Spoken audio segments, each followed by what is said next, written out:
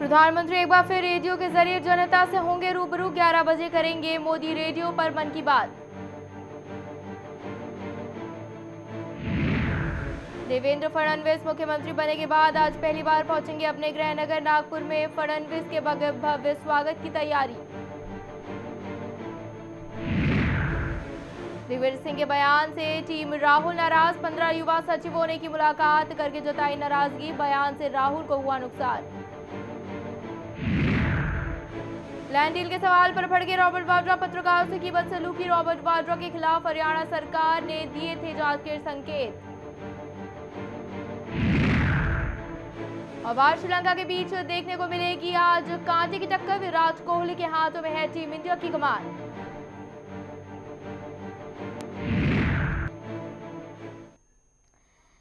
नमस्कार, reporter 24x7 में आपका स्वागत है और मैं हूं आपके साथ प्रियंका उपाध्याय। बुलेटिन की शुरुआत करते हैं। प्रधानमंत्री नरेंद्र मोदी आज दूसरी बार रेडियो के माध्यम से लोगों से अपने मन की बात करेंगे। प्रधानमंत्री ने मन की बात कहने का सिलसिला पिछले महीने 3 अक्टूबर को शुरू किया था।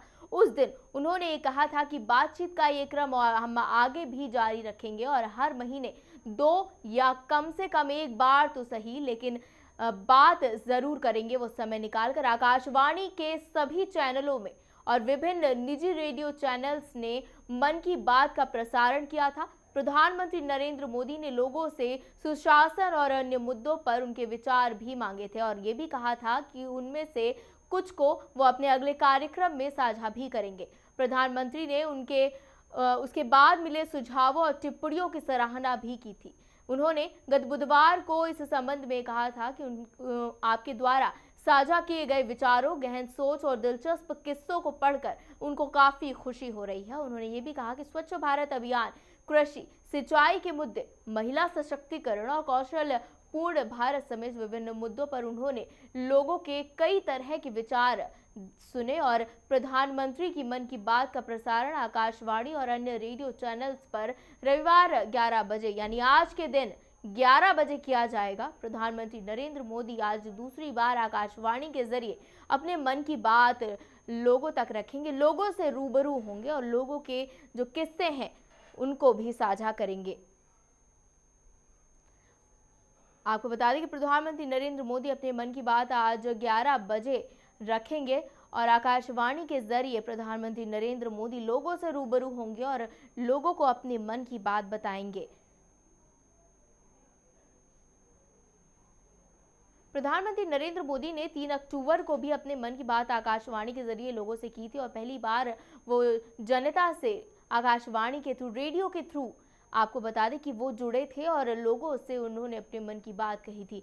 आज प्रधानमंत्री नरेंद्र मोदी ने उस वक्त ये भी कहा था कि एक महीने में कम से कम एक बार नहीं तो 2 बार वो जनता से रूबरू जरूर होंगे और जनता के मुद्दे, जनता की बातें, जो उनके विचार हैं वो भी साझा करेंगे प्रधानमंत्री नरेंद्र मोदी। और उन्होंने काफ़ी खुशी भी जताई थी कि जितने लोगों ने उनके साथ अपने घटनाओं को, अपने विचारों को साझा किया था, उसको लेकर भी प्रधानमंत्री नरेंद्र मोदी ने खुशी जताई थी और ये भी कहा था कि वो कम से कम महीने में एक बार तो ज़रूर लोगों से साझा होंगे और लोगों से रूबरू होंगे और लोगों के सामने अपने मन की बात रखेंगे। प्रधानमंत्री नरेंद्र मोदी आज 11 बजे अपने मन की बात आकाशवाणी के जरिए लोगों तक पहुंचाएंगे।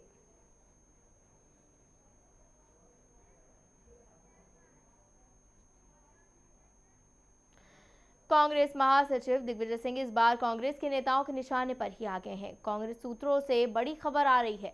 खबर यह है कि दिग्विजय सिंह ने आज जो बयान दिया है उससे टीम राहुल काफी नाराज है और कांग्रेस के 15 युवाओं के सचिवों ने दिग्विजय सिंह से मिलकर अपनी नाराजगी भी जताई है। अगर सूत्रों की मानी जाए तो सचिवों ने दिग्विजय सिंह से कहा है कि वो अपने बयानों को आपको बता दें कि जो बयान उन्होंने राहुल गांधी को लेकर दिया था उससे राहुल गांधी को कुछ खासा फायदा नहीं हुआ है, नुकसान जरूर हुआ है। सचिवों ने दिग्विजय सिंह से ये भी कहा कि उनको पहले पार्टी के फोरम के सामने अपनी बात रखनी चाहिए। दरअसल उन्होंने ये कह दिया था कि अब राहुल गांधी को सोनिया गांधी से कमान ले लेनी चाहिए। और जवाब में कांग्रेस के वरिष्ठ नेता माखनलाल फुर्तीदार ने दिग्विजय सिंह पर अपने फायदे के लिए इस तरह के बातें करने का आरोप दिग्विजय सिंह पर लगाया। बीजेपी भर भी इस पूरे मसले पर चुटकी लेती हुई नजर आ रही है। दिग्विजय सिंह से टीम राहुल काफ़ी खासी नाराज़ है। 15 युवा सचिवों की जो टीम थी वो दिग्विजय सिंह के पास पहुंची थी और दिग्विजय सिंह से उन्होंने कहा था कि जिस तरह के आप बयान दे रहे हैं राहुल गांधी को लेकर, वो बयान जो है उसे राहुल गांधी को कुछ फ़ायदा नहीं होगा, लेकिन राहुल गांधी को उससे नुकसान ज़रूर हुआ है।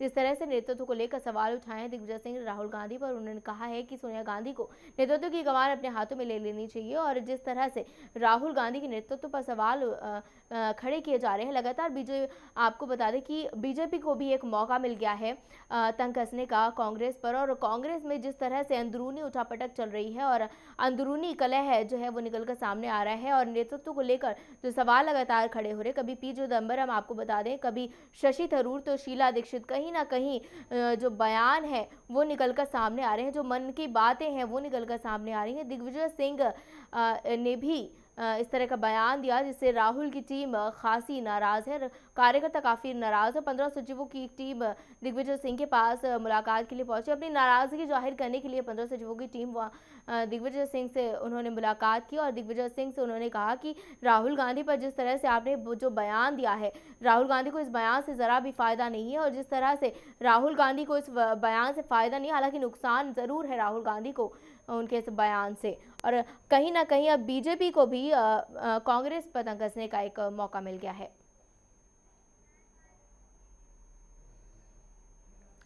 पहले लोकसभा चुनाव, फिर महाराष्ट्र और हरियाणा में कांग्रेस को हार का मुंह देखना पड़ा।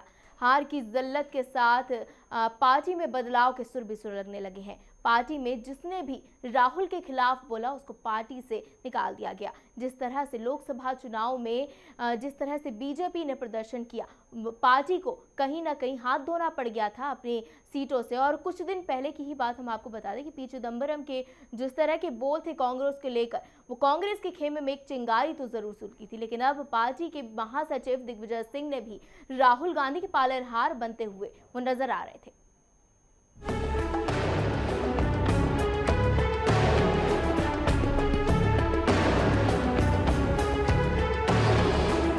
राहुल गांधी कांग्रेस के उपाध्यक्ष और पार्टी का युवा चेहरा, वो चेहरा जिसके बूते कांग्रेस पार्टी ने यंग इंडिया का सपना देखा। लेकिन लोकसभा चुनावों के बाद अब ये तस्वीर बदल चुकी है। अब राहुल आलोचनाओं से घिरे हैं। एक तरफ जहां विरोधी राहुल की काबिलियत पर सवाल उठा रहे हैं, तो वहीं खुद कांग्रेस पार्टी में भी राहुल के खिलाफ आवाजें उठ रही हैं।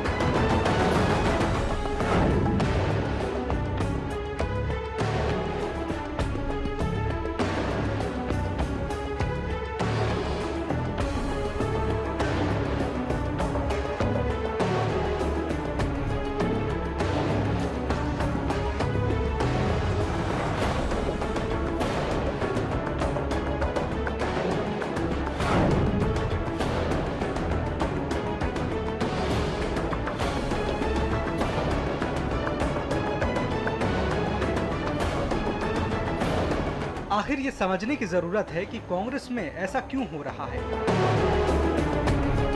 राहुल गांधी के नेतृत्व में पार्टी ने बिहार के 2010 के विधानसभा चुनावों में अकेले जाने का बड़ा फैसला लिया था, लेकिन राहुल का ये एक्सपेरिमेंट गलत साबित हुआ और राज्य में कांग्रेस पूरी तरह से हार गई। इसके बाद 2012 में हुए यूपी विधानसभा चुनावों की कमान भी राहुल को ही सौंपी गई। इन चुनावों में भी राहुल का कोई करिश्मा नहीं चल पाया और पार्टी को एक और शिकस्त मिली।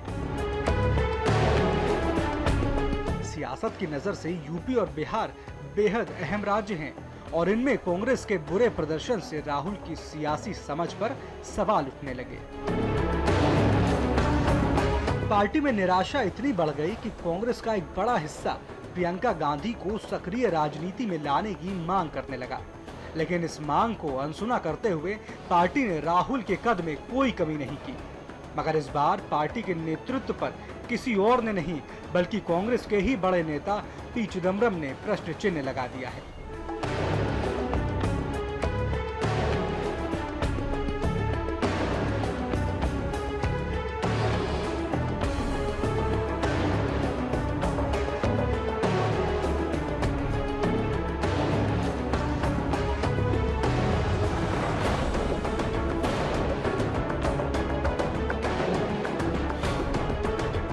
चिदंबरम के इस बयान ने सियासी गलियारों में हलचल मचा दी।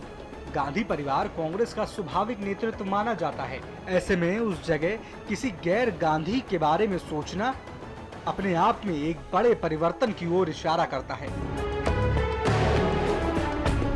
सोचा जाने लगा कि सोनिया, राहुल नहीं तो फिर और कौन। इन सवालों पर माथापच्ची चल ही रही थी कि इसी बीच अब कांग्रेस महासचिव दिग्विजय सिंह का बयान आया है, जिसमें उन्होंने राहुल पर भरोसा जताते हुए उन्हें कांग्रेस अध्यक्ष बनाने की मांग की है। दिग्विजय सिंह के इस बयान के बाद अब चर्चाओं का बाजार गर्म है कि आने वाले समय में कांग्रेस का क्या होगा और कैसे पार्टी इस राजनीतिक संकट से उभरेगी। Bureau report, reporter 24x7।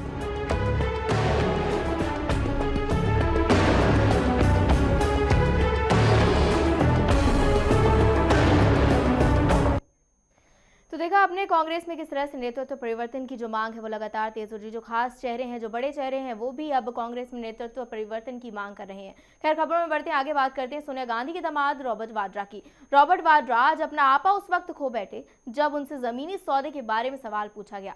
Delhi के अशोक होटल में एक जिम के कार्यक्रम में आए हुए रॉबर्ट वाड्रा एक न्यूज एजेंसी के पत्रकार से हरियाणा के जमीनी सौदे पर जब उस पत्रकार ने रॉबर्ट वाड्रा से सवाल पूछा तो वाड्रा ने पलट कर जवाब देते हुए कहा कि आर यू सीरियस।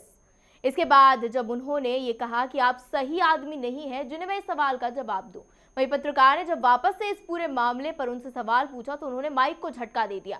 तो वहीं रॉबर्ट वाड्रा के सिक्योरिटी ऑफिसर ने कैमरामैन से कैमरा बंद करने के लिए भी कहा। इतना ही नहीं, वाड्रा ने रिपोर्टर को अपशब्द भी कहे। आपको ये भी बता दें कि हरियाणा में जमीनी सौदे को लेकर लगातार कांग्रेस पर आरोप पे प्रत्यारोप लग रहे हैं, लेकिन डीएलएफ लैंड डील को लेकर वाड्रा पर जांच की तलवार लटक रही है। हालांकि हालिया में ही हुए विधानसभा चुनाव में बीजेपी ने इस पूरे मुद्दे को जोरों शोरों से भी उठाया था। वहीं बीजेपी की पूर्ण बहुमत की सरकार बनने के बाद से ही राज्य में हुए जमीनी सौदे को लेकर जांच की बात लगातार कही जा रही है। अब रॉबर्ट वाड्रा से जब ये सवाल पूछा जा रहा है कि उनके ज़मीनी जांच को लेकर जब सवाल उनसे पूछा गया तो रॉबर्ट वाड्रा उस रिपोर्टर पर भड़क गए, उस रिपोर्टर को धक्का दिया, उस रिपोर्टर का माइक धकेल दिया और अपशब्द भी कहे।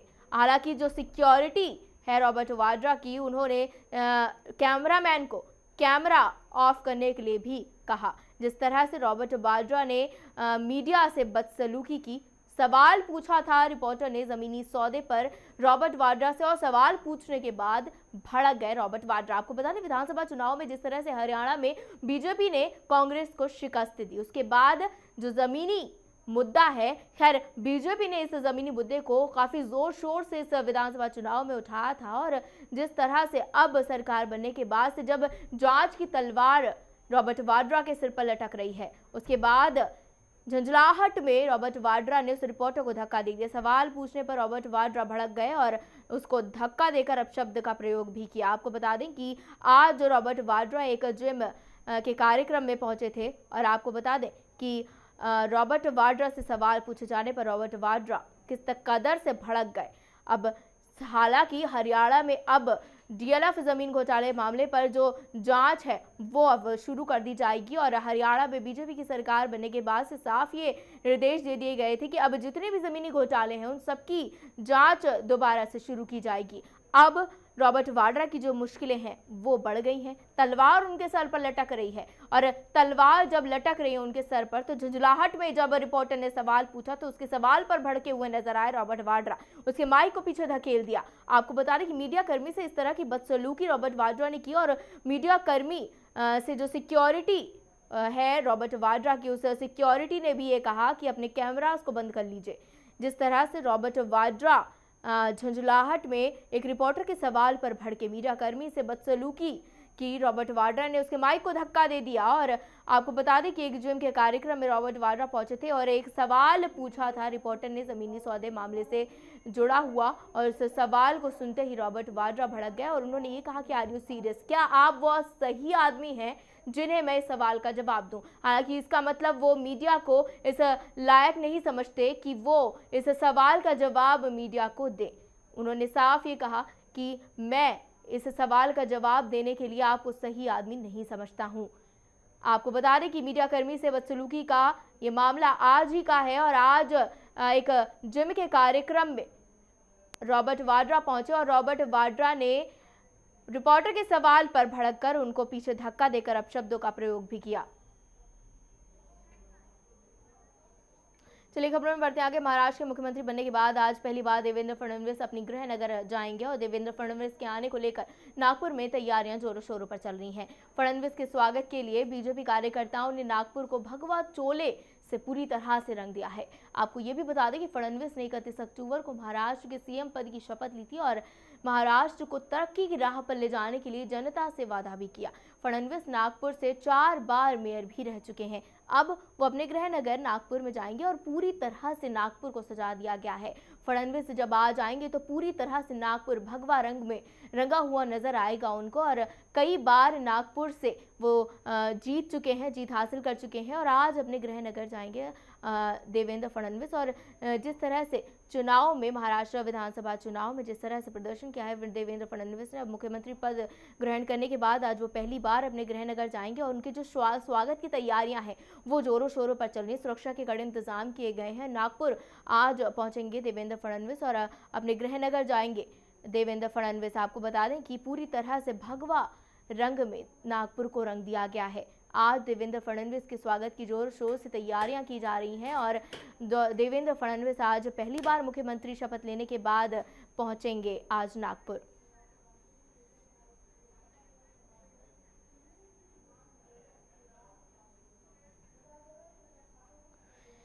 इसी के साथ इस बुलेटिन में फिलहाल वक्त हो चला एक छोटे से ब्रेक का, लेकिन आपका हिम्मत जाएगा खबरें भी और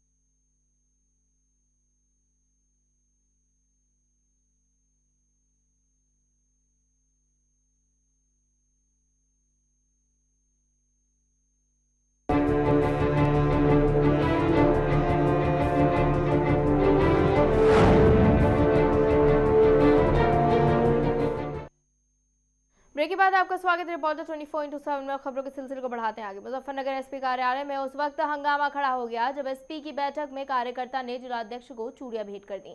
मामला तब जाकर शांत हुआ जब जिलाध्यक्ष के समर्थकों ने कार्यकर्ता राशिद अब्बासी को कार्यालय से बाहर किया। एसपी कार्यालय पर इस तरह की अनुशासनहीनता पहले भी कई बार देखी जा चुकी है, लेकिन चूड़ी भेंट करने वाले युवक राशिद अब्बासी जिलाध्यक्ष को बीजेपी का करीबी भी बताया जा रहा है। बताया ये भी जा रहा है कि पुराने कार्यकर्ताओं की कदर नहीं हो पा रही है, इसलिए जिलाध्यक्ष को चूड़ियां भेंट की गई।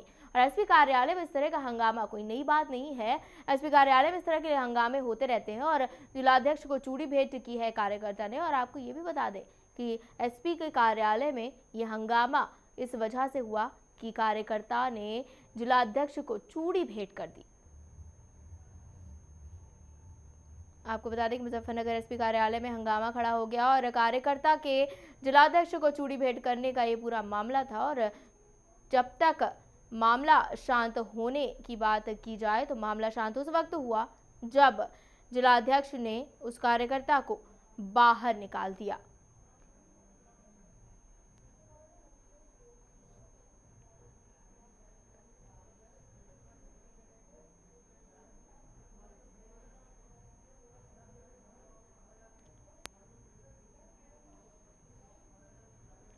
अलीगढ़ के गभाना में एक पिता ने अपनी मासूम सी बच्ची की हत्या कर दी। जानकारी के मुताबिक शराब के नशे में धुत आरोपी पिता ने इस वारदात को अंजाम दिया। मौके पर पहुंची पुलिस ने आरोपी पिता को गिरफ्तार कर लिया। दरअसल लाला नाम का ये शख्स अपने परिवार के साथ चौड़ेरा में रहता है और जो कि मजदूरी का काम करता है। मृतक की मां के मुताबिक आरोपी पति ने शराब के नशे में अपनी बेटी को पीट कर मार डाला। आपको बता दें कि जमीन पर पटक के अपनी मासूम छोटी सी बच्ची की हत्या कर दी। इस पिता ने नशे में धुत बताया जा रहा है ये पिता। और आपको बता दें कि बच्ची की मां ने ये कहा कि नशे में धुत इस पिता ने अपनी बेटी को ले जाकर जमीन पर पटक कर मार डाला। अलीगढ़ का ये पूरा मामला है और एक मजदूर पिता ने अपनी बेटी को जमीन पर पटक कर मार डाला। नशे में धुत इस पिता ने अपनी बेटी की हत्या कर दी।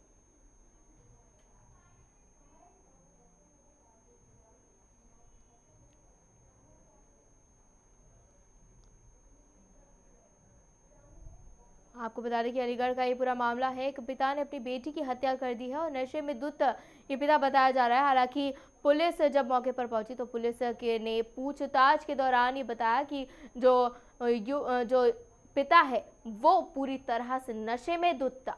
नशे में धुत वो अपनी बेटी को बाहर ले गया और अपनी बेटी को जमीन पर पटक कर उसकी हत्या कर दी।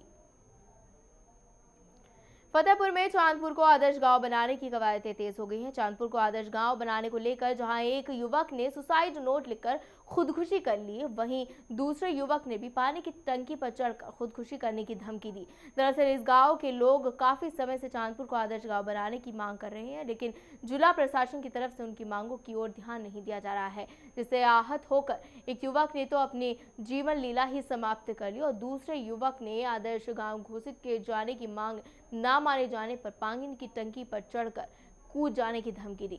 दोनों घटनाओं से पूरा का पूरा प्रशासन जो है वो सख्ते में आ गया है और जिस तरह से लगातार मांग की जा रही थी कि इस गांव को आदर्श गांव बनाया जाए, लेकिन उसके बावजूद भी जो प्रशासन है वो इनकी इस मांगों पर ज़्यादा ध्यान नहीं दे रहा था। और जिस तरह से ये दोनों घटनाएं हुई हैं, प्रशासन जो है अब सख्ते में आ गया है।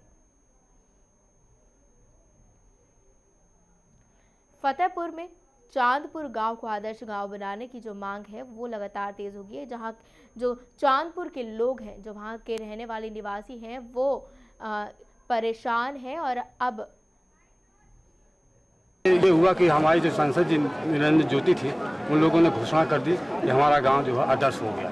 किसी का कारणवश ये गांव को जो है निरस्त किया गया। इसी कारण से गांव में आवेश उठने लगा।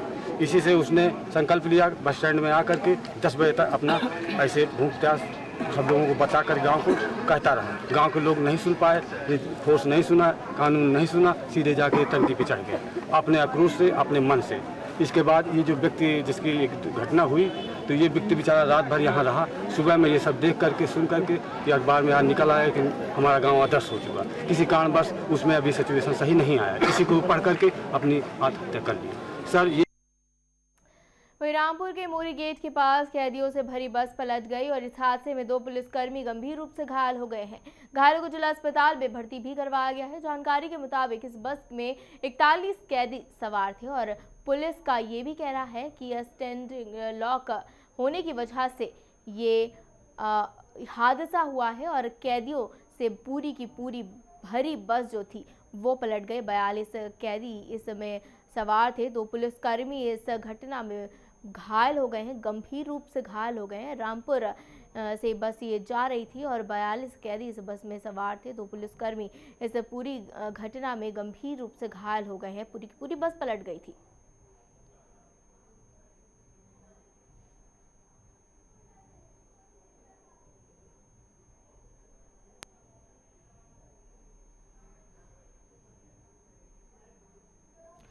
इसी के साथ इस बुलेटिन में फिलहाल इतना ही। देश दुनिया की तमाम बड़ी खबरों के लिए हमसे जुड़े रहिए, देखते रहिए रिपोर्टर 24/7।